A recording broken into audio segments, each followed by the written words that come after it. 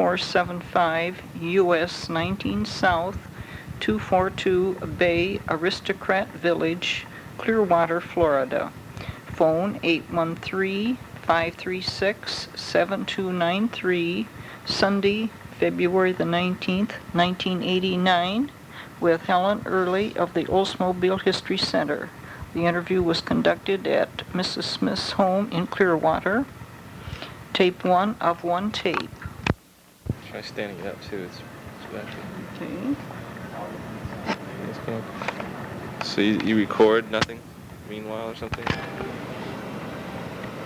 Oh, it stops. See right. there? Yeah, right there. I think you're squeezing it or something. Okay. All right. Holding it. Try not to hold. Well, I haven't been holding it. Oh, it stops on you, huh? Yeah. I can't explain that. Sometimes I think if you squeeze these things, they'll stop. No, see, it's not true. It's not well, let's put him down and see, because I can lay it down like that.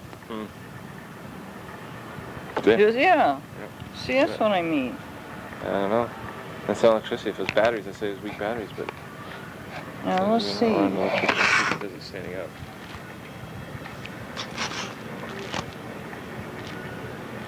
Yeah. Yeah, right there's a little catch there, again. Isn't there? Right there. Yeah, did it again. What would you think that is?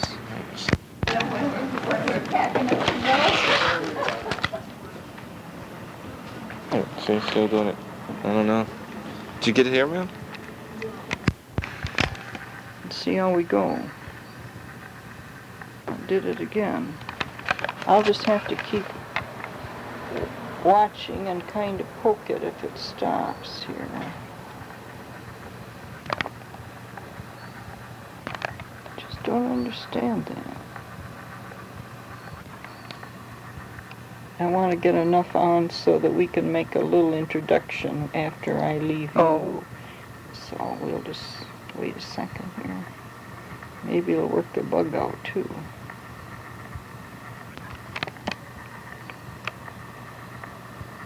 Your nails look so nice, and mine, I don't have any too that's the same length. Well, I broke that one.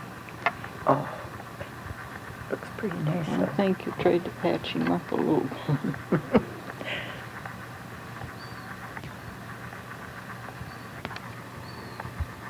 I'm going to have to keep a real close watch on it and poke him.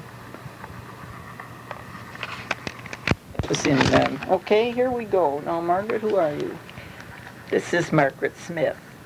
I lived at 922 Larned Street for 34 years. That was in Lansing? Lansing, Michigan. And where are you living now? I now live in Clearwater, Florida, at Bay Aristocrat Village, Clearwater, Florida. Mm-hmm. Margaret, why don't you start telling me the year you hired in at Oldsmobile, how you happened to come to Olds, what department you worked in? Well, I came to Oldsmobile in 1949, and I started in Circularizing in the printing department. Mr. Fitzpatrick was the supervisor at that time, later Pat Aiken. Joe Davis overseen the work in the office, and we used to do our collating by hand and by now, walking around. What do you mean by, okay, let's tell us how we do We that. used to do the parts books and all of the mailing of special letters, Christmas letters from management and so on. We would have them laid out according to pages around the tables, and we walked around the tables picking up the pages in order. Well, how many pages would you sometimes collate? How many would be in one parts book, for instance? Oh my, an awful lot. I don't remember. Would you say 200-300? Oh yes, yes. Mm-hmm. Mm-hmm. And how many girls would be doing this? Well, sometimes 10 or 12 girls. Sometimes it would be depend on how large the order was that we was to do. Mm-hmm. And so did you? You couldn't staple those. How did you fix the pages They together? were punched. They were punched and put in covers. The parts book was loose leaf. Mm-hmm. So that's what we did. Then I went from there into the printing department, which was right there in building 28. Building 28. Mm-hmm. Mm-hmm. And do you remember what you were hired in, what you were earning? so we worked per diem we was on call in there, but it got so that it was every day. You'd work an 8-hour day. We didn't have any benefits, no insurance, no anything. But Would that be about 50, 60 cents an hour, do you think? This was 1949. 49, okay. So, you remember your hourly rate approximately? No, I really don't Okay. remember what it was. I was just real pleased to have a job there. Sure. And then after I was in printing, I was there quite a while. What did you do in printing? Run the old-time mimeograph. Okay, now how does a mimeograph work? Well, you had the plain sheets of paper that you fed into it electrically, of course. They went in. See. And you had the carbons. What did they call those? Stencils. Sheets, wasn't it? Or yes. Thing that they used. You had to put the stencil on a roll. And then run them off, that so roll many. was inked somewhat. Yes. I see. And so automatically, did the roll run off the sheets, or did you have to do that by hand? No, it was electric. Electric. I see. Yeah, It fed itself electrically. Did it count itself too, or did you have to keep counting? No, I don't recall us counting, or I don't. There might have been a counter on that, but I don't remember that. And but there was no automatic collating and stapling. You had to do that by hand. That was all done by hand. I see. Were you awfully busy? Oh, yes. Sometimes we had to work 6 days a week. How many girls were down in printing then? Well, there was Betty Hanson was, what did they call her department, was where she marked out, set over a board and kind of a chart thing that she did. And there was 2 fellows, Mike Brandel, Carl Brandel's son, and the other was, what's that, Hartley? Bill Hartley? Bill Hartley was in there in the printing. And the Blanchard, girl, Phyllis Blanchard. They all worked in printing. Well, now, you had this machine that could accommodate stencils and print from a stencil. Did you have more than one machine doing that? Yeah, there was 2 in there. 2 machines. But there was no other method of printing by quantity other than these. That's the only way they 2 had. I see. Did they was the printing department able to do little booklets in any way? They couldn't do that, could they? We went across to when we'd have our girls' club programs or anything like that we had to put out. Art and Chart, made the designs. I see. Now, where were they located? They were in that same building, only on the front of it. 28 on the 28. front. So they would make the artwork. Yeah, that was Bill Berger, and I don't know who. Bill Don't Berger. remember who else was in there. And then that artwork would come over, and you would print the program. The invitations or from whatever that. they run them off. I see. Yeah. So then from that I went to. What year did you move out of printing then? I don't remember that. Of when. Although when I was president, I was president in 50. You were president of the Girls Club in 1950. Yeah, see, and then 49 is when I came to So Oldsmobile. you really worked yourself right up, didn't you? I don't know now whether you want this on there. Certainly that I'm gonna do. Say, do you? Yes, a very important part. Some way or other, I was to Oldsmobile 2 years before that they didn't give me credit for. Oh, And how did that happen? I don't know.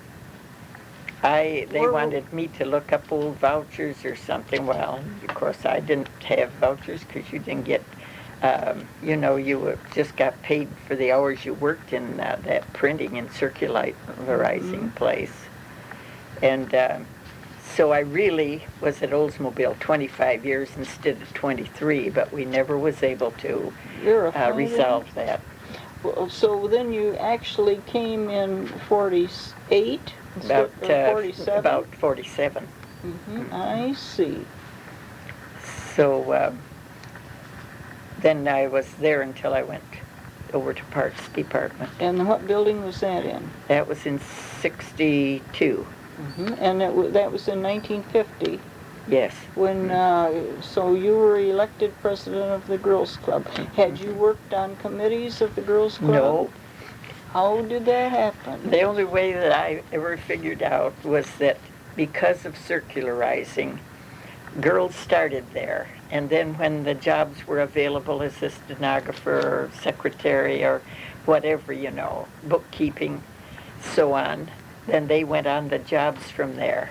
From Circularizing. So I knew a lot of girls. That's the way I think it happened. I see. That there was so many that knew me that when they put my name up, and I had helped with some social things in our department.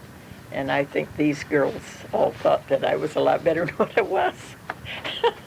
Well, and anyway, because I wasn't a vice president or anything, and went in there green as could be. well, but you did. But we had good help. You know, the girls. Do you remember the girls that were officers with you? Beverly Benedict. Of course, she was married later. Yeah, she was the. She was secretary. Secretary, and then who was the vice president? I think I wonder if it was maybe Agnes Helmick. Perhaps. I think it was. And then you would have a treasurer. Yeah. And I think they're in with those pictures All and things, right. the records that we've Good. got here. Good. And so that was my experience with, that's how I got into be president. I had no idea that I would, and I thought it was a good joke, you know, them asking me to do it, because I didn't think I would even stand a chance, or I never would have done it. But it all turned out, it was a good experience and a good learning experience. Yes. For me. That's the same time you went into a new job, Parts and Service, with Carl Brandel. He was your immediate boss? And Mr. Mix was next to him, and Al Stockel. And then we had Mr. Stockel, Al Stockel, was also one of the that run the office. Now, what was your job in Parts and Service? Well, sir, that was a job. That was working on the tub files. That was when this IBM stuff was coming in. They had these files that was set up. You called them tub files. Okay, they were called. Now, tell me what they are. I'm not... The key punch operators that were in another room, but they brought the orders over. Well, these were orders that came in from dealers? For parts, from dealers. And then we pulled the cards. We had the dealer's card, their address card, the group numbers, and the stock numbers of the parts. That was in kind of an index file? Yes, these great big tub files with all of these in, and you pulled them and passed them down to the next one for now, whatever were those an IBM card? Yes. I see. So, now, like, here's an order that's come in from a dealer. So your job then was to take that card, say it came in from Story Oldsmobile, to, then what did you do? What was the next step? Well, you pulled all the cards that would be printed up for that dealer, whatever parts he wanted, you know. I see. So it was the responsibility Had numbers. Of the IBM, or the data processing, was that then? Yeah, well, the key punch operators, they went to them. Now, where were they located? Right in the next room in the next room. Okay, so actually the order came to them first. It came up in front first to the front offices, now, and they went through through front them. office? Then what? Right up there near where Mr. Brandel and them all was. It was a real large office. And then from there, the order was funneled back to the orders would come back to us.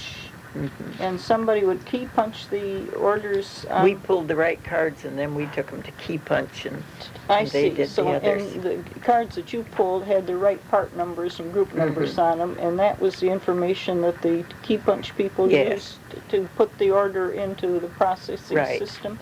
I see. Then it went into the other room where the printers were, and those guys, I can't think of their name, Joe Jockum and Lee Sattler's brother was the guys that run the orders. Okay, now And what they did they printed do? They printed them printed the from them order cards. out, and would that order then have a price on it and everything?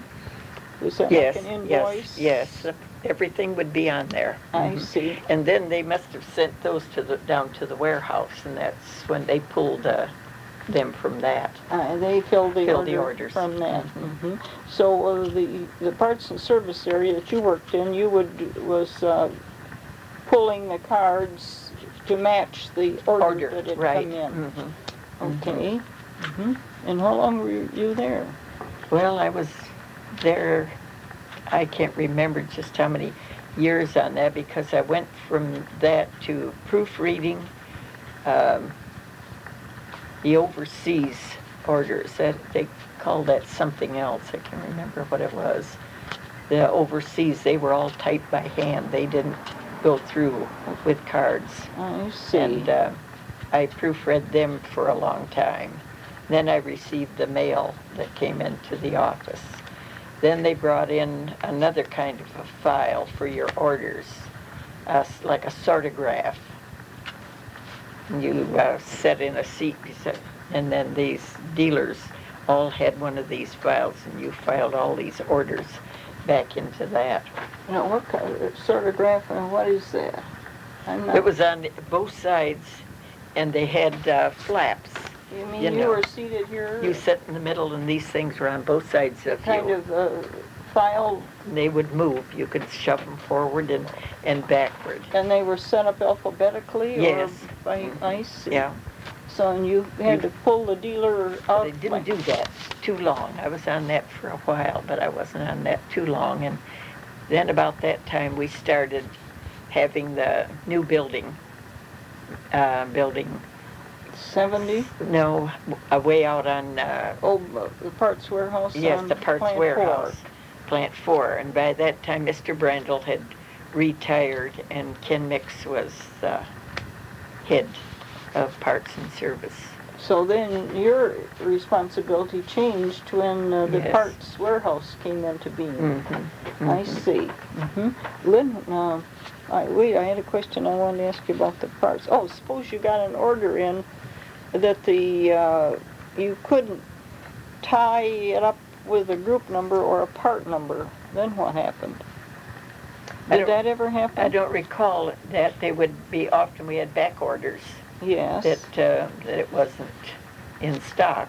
But I don't recall us ever doing that, but maybe at some other part in the office might have I had see. that. Okay. See, the orders came in by phone. They had order interpreters, men. Oh, We had, I believe, 6 or 7. There was Bill Herndon and Charlie Williams, Joe Bernard. I think I give you Bill's name, and Bob Torgeson were all order interpreters. so they took these took calls the direct orders. from the dealers. Mhm. There was no mail orders, or were there some mail orders? Oh, yes, a lot of those But- that came in. But there was still a bulk of phone orders. Oh, yes, all the time. The I phones rang. See. Mhm. But That was- only men worked on that. Only men. How many Yeah. were in the parts and service? How many employees? Oh, my. I couldn't say. But they had a lot, because teletype was in there, too. That Francis Pawnee run the teletype and the orders that came in on that. Oh, I see. Like on the telegram. Mhm, I mhm. see. And so sometimes I helped her with that. Then I got so that I did the way of, I don't know what they call that, but the orders came to me, and I determined if it went UPS, if it went freight, or if it went some other what by method of truck. transportation? I see. Well, then after the parts warehouse opened up, what was your next move? Well, that was when we moved out there. Then Oh, you went right out to the parts warehouse. in the office, was on the front of Yes. that, and of course it was a large place. Mm-hmm. It was a lovely building, and it was a good place to work. Now, how did the manner of handling orders change then? Did that change too? We didn't, of course, have those tub files or anything anymore. And But orders still were taken primarily over the phone? over the phone and by mail and by that teletype. Uh-huh. And So primarily the process was the same? yes. I see. We just didn't pull those cards by hand, and then it divided, that department when we went out there. Now, what do you mean by that? Those cards and all of that went over to Building 60, and they were on first floor of the administration building. In the down below. key punch down there. All the key punch was so the there. pulling of the cards to match the order that you had done before that All went out. work. Uh-huh. That went out. So then what did your job responsibility consist of? Well, that was with the orders and of the determining shipment. I see. Method of like shipment. that. Mm-hmm. And how long did you work like that in that area? Oh, I worked there most of my time, so really 23 years with parts Is that in right? service. Did you see quite a change in the methods of yes. handling the parts? Yes, an awful lot from that tub file and that sortograph and that kind of thing. That was Okay, what were some of nice. the steps that you went through on the way up to when you retired? Well, for a while, they wanted to know if I wanted we brought a printer over there from IBM to print orders. And of course, I'm not mechanical at all. I told Ward that I can't run a sewing machine. Doing that, he says, I think you could. And I said, well, I would try it. And I did, and I pretty near lost my mind with it. It fouls up so much. The paper winds up, and you just would have so many problems with it. And then it was too much. My feet wouldn't take it, and my back. You were standing on your feet. Oh, yeah, and you had to stay till, they quit sending the stuff over to you, and sometimes I'd have to work later. And so I went back to my old job. They told me I could do that. Ward Broadbent, you were working. Yeah, he was my supervisor then. Now this IBM printer would be printing the orders that were being coming in over the other building. It came over on I don't know how it works, but it comes over on tape, doesn't it? I don't know that. See, it was from the main building. It came over to us out there. Like white sheets like this that were coming out of a printer type, but you're saying there's sometimes there the was rolls a would sensitive jam. machine. It certainly was because it would get so out of Well, gear. But what would happen when the machine would jam? What would you have to do to... have to call a repairman to come, have to shut it down. Well, then what happened to the orders? Then you waited. That's when you worked overtime trying to get it out. I see. And sometimes Ward would take over instead of me for at night. You ran 2 shifts normally? No, Just one. the one. Just one, but because of the shutdown. I see. So when you left in when did 1960, what did I say? 1969, wasn't it? See, when you get old, you can't remember. 69. So when you left in 1969, were they still using the same IBM printer to get their orders? Oh, let's see. No, I don't think so. They changed so many times up there. There was another office in with us, too. Do you know Dick Garland? Yes. Dick and Blanche Blanche's last name. Griffin. And yes, and Mamie Mead. Mm-hmm. All worked in another department that was in our same room. Okay, what did they do? I don't know what it was, if they were from accounting or what they were from. They were from the sales department. Oh, were they from Mhm. sales? But I'm wondering what they did. I don't know, that was all together separate from us. I see. Mm-hmm. So, my days out there. But eventually, they must have been able to work that IBM machine so it didn't jam up as often.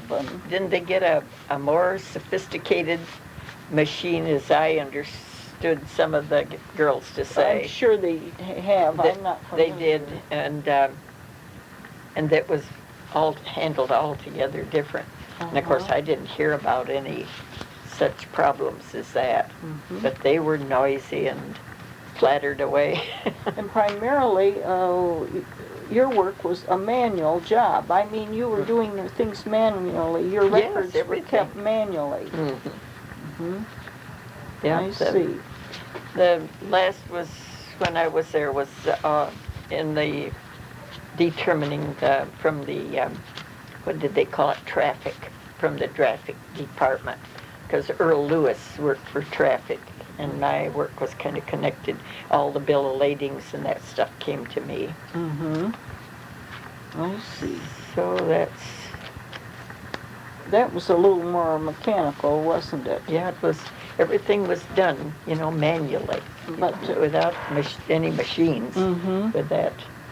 I see. Thing. How was Mr. Broadbent to work with? Real good. Good. He was a fine man. Mm-hmm. He, and then the Nips was next to Mr.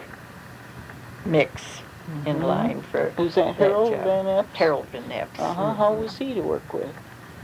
He was all right Mhm. too. He was a nice guy. Mm-hmm. And you worked also then Ken Mix too. Yeah, for Pretty close. Ken, the longest for Ken Uh-huh. Mix, and then for many of the others, he was there the longest. Mr. Brandel wasn't there too many years after I went there. He retired, I see. Uh-huh. and his health wasn't too good either. And Mr. Sussex then was over the office people. Oh, in yes. that, not of the IBM parts at all, but all right in the front where all the orders were received and the mail came in and Mhm. so on. Do you remember what you were earning there in the 50s in the parts and service? No, but it was more than I'd ever made anywhere that I'd worked. Mm-hmm. I really don't. I imagine probably around $400 or $500 a month. Mm-hmm. That's what I made then. Mm-hmm. So, There were quite a few people over there to plant for too, weren't there? oh yes, yes. The office, though, it wasn't as large with women as it was in the old building in Oh. 28. It was much larger because, see, they typed the orders by hand in the beginning too. I see. They took whatever the men took in on the phone, went out there, and then So each order had to be typed typed separately. Now, and was typed. that on a pre-carbonized form, or did you have to insert the carbon? I don't know whether them girls did or not, the typist of those orders, but there was a lot of women. Stella, do you remember Stella Richardson? Yes. She was one of them, and Denise Swanson. Oh, yes. For this, I don't know why I cannot remember what they call the overseas ones, but Ed,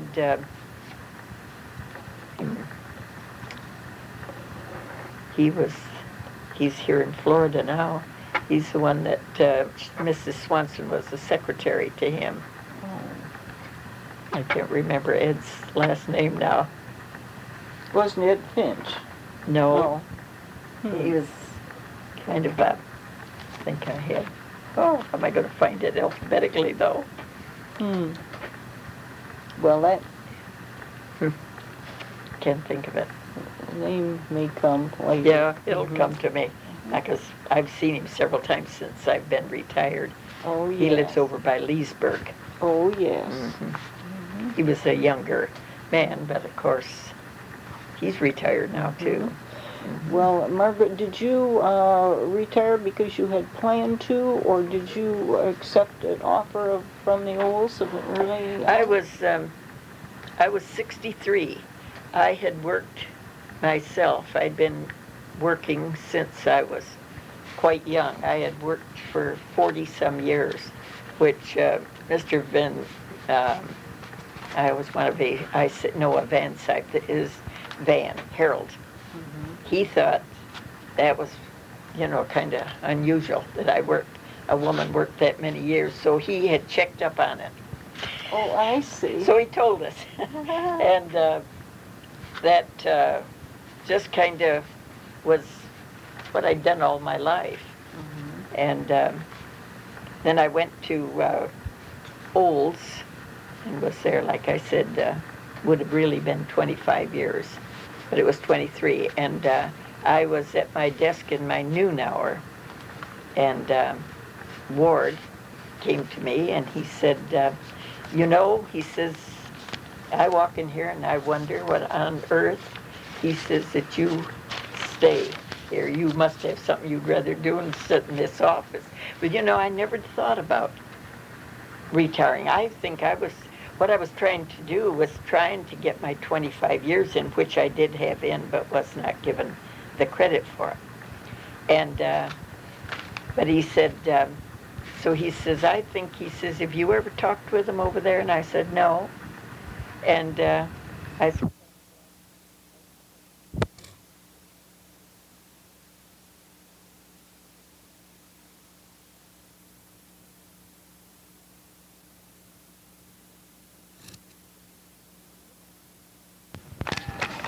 well, we're in business again.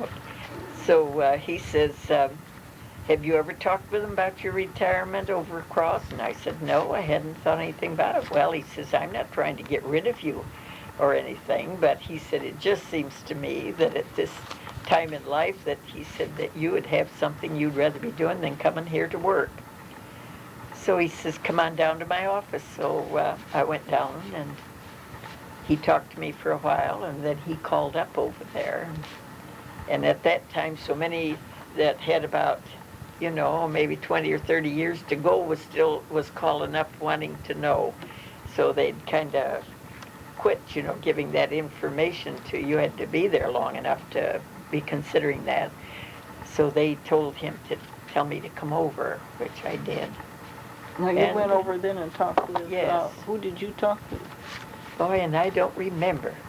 That was the personnel department Yes. in Building 62 then? No, it was over in 60. Oh, over in 60. The administration building. Oh, yes. So I talked to them and found out, what I would be, what my retirement would be. Ward had told me, he said, I think you'll find out that you will be taken home. He said, you'll be getting in your retirement just about what your take-home pay is. Well, I couldn't hardly believe that, and so that's the way it worked out. So then I decided I was going to retire after 40-some years. Well, that's a record, and 25, really, with Olds. And your earlier years... 20 years I was with the sanitary laundry. I'd done the books and the book took all the phone orders. Oh, yes. So that's quite a record. I had to laugh because he called up, Van called to see if he had any record of me. Was that Van Epps? Yeah. He told it to my retirement party. That's how I knew. Yeah, that's kind of comical. Yeah. That he'd, well, we're going on. Okay. So it was enjoyable years, and I really thank the Lord every day that I went to General Motors to work. I really do. For all the benefits, I'm sure I wouldn't be, doing as well as what I am after being with General Motors. That says a lot for you, and it says a lot for the company. And it always makes me so mad when, anybody runs down down the cars or anything. Yes. But so many friends, you know, that you have that buy Olds, and some of them have gripes. And I try to tell them, you know, that if they, you know, just will get in touch with Oldsmobile, if they can't get any satisfaction out of the dealer here, to call there, that they would help them. And I know that's what they've told us.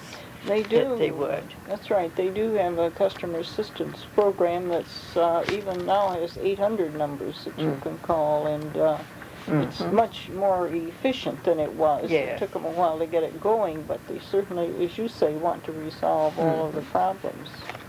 Yep. Well, I'm going to shut this off, Margaret, because I think, we've gotten a nice background on your years in Seemed like I parts and didn't do too service. good. Oh, yes, very, very well. You